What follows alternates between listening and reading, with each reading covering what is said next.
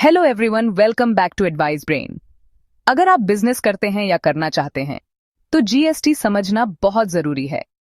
लेकिन टेंशन मत लो, हम आपको सिंपल और इजी लैंग्वेज में बताएंगे जीएसटी के बारे में। तो अगर अभी तक आपने एडवाइस ब्रेन को सब्सक्राइब नहीं करा है तो सब्सक्राइब करना ना भूलें। और ये हमारी जीएसटी की स्पेशल सीरीज चल रही है जिसमें हम आपको आज बताने वाले हैं जीएसटी के अंडर कुछ इंपॉर्टेंट डेफिनेशंस के बारे में। अगर आपने पुरानी वीडियो नहीं देखी है तो जरूर देखें। तो चलो बिना आपका टाइम वेस्ट किए शुरू करते हैं, और वीडियो को लास्ट तक देखना ताकि आपको अच्छे से समझ आ जाए। चलो शुरू करते हैं। जीएसटी समझने के लिए कुछ इंपॉर्टेंट डेफिनेशंस हैं जो सेक्शन 2 ऑफ सीजीएसटी एक्ट 2017 में दी गई हैं। अगर आप जीएसटी डिटेल में समझना चाहते हो तो इन डेफिनेशंस को जानना बहुत जरूरी है। चलिए एक एक करके डिस्कस करते हैं। 1. Aggregate turnover. इसका मतलब है किसी भी पर्सन के सारे टैक्सेबल सप्लाईज, लेकिन इनवर्ट सप्लाईज जिन पर रिवर्स चार्ज लगता है उनको छोड़ के, एग्जेम्प्ट सप्लाईज, एक्सपोर्ट्स, गुड्स या सर्विसेज या दोनों, और इंटरस्टेट सप्लाईज का टोटल वैल्यू ये कैलकुलेशन ऑल इंडिया लेवल पर होती है और पैन नंबर के बेस पर होती है। लेकिन ध्यान रहे, इसमें सीजीएसटी, एसजीएसटी, यूटीजीएसटी, आईजीएसटी या सेस का अमाउंट इंक्लूड नहीं होता। 2. कंसिडरेशन। ये बेसिकली पैसा या कोई भी पेमेंट होता है, चाहे वो कैश हो या किसी और फॉर्म में, जो गुड्स या सर्विसेज की सप्लाई के बदले में दिया जाता है, चाहे वो रेसिपिएंट दे या कोई और पर्सन दे। इसमें सेंट्रल गवर्नमेंट या स्टेट गवर्नमेंट द्वारा दी गई सब्सिडी इंक्लूड नहीं होती। इसके अलावा अगर कोई पर्सन कोई काम करता है या कोई काम करने से मना करता है, फॉरबेरेंस, और वो किसी सप्लाई से रिलेटेड है, तो उसका भी वैल्यू कंसिडरेशन में आएगा। अगर आप चाहो तो मैं इस सीरीज को और डेफिनेशंस के साथ कंटिन्यू कर सकती हूं। बताओ अगला पॉइंट करें। 3. Input service distributor, ISD. इसका मतलब है सप्लायर का एक ऑफिस जो इनपुट सर्विसेज का टैक्स इनवॉइस जो सेक्शन 31 के अंडर इश्यू हुआ है रिसीव करता है।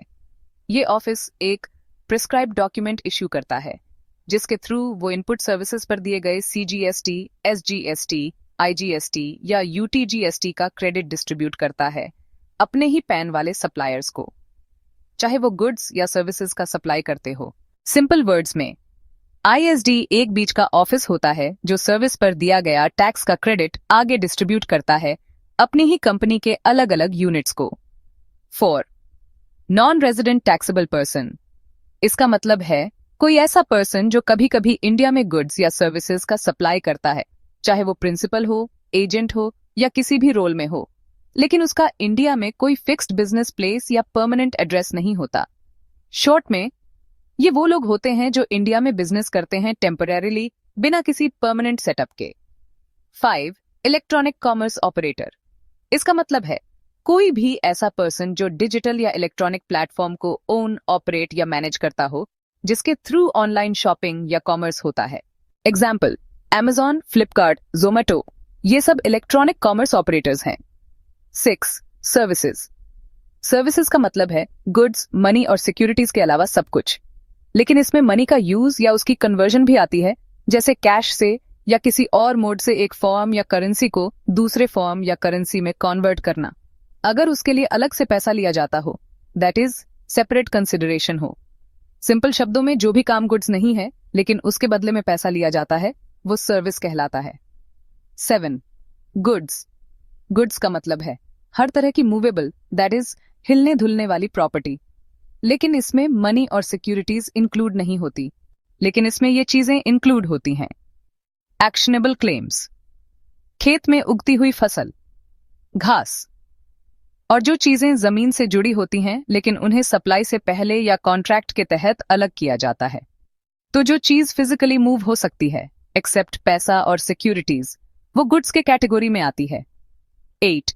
Taxable person. टैक्सेबल पर्सन का मतलब है वो पर्सन जो जीएसटी के सेक्शन 22 या सेक्शन 24 के अंडर रजिस्टर्ड है, या जिसको रजिस्टर्ड होना चाहिए। आसान भाषा में, जो बंदा या एंटिटी जीएसटी के लिए रजिस्टर्ड है या जिसको लॉ के मुताबिक रजिस्ट्रेशन लेना जरूरी है, वो टैक्सेबल पर्सन कहलाता है। तो दोस्तों, ये थी कुछ इंपॉर्टेंट डेफिनेशंस अंडर जीएसटी जो आपको पता होनी चाहिए। अगर आपको ये वीडियो पसंद आई हो तो लाइक करें, शेयर करें और ऐसे ही और इन्फॉर्मेटिव वीडियोस के लिए चैनल को सब्सक्राइब करें। और अगर आपका कोई भी डाउट है तो कमेंट कर सकते हैं या फिर हमें कांटेक्ट कर सकते हैं। Thank you and have a nice day.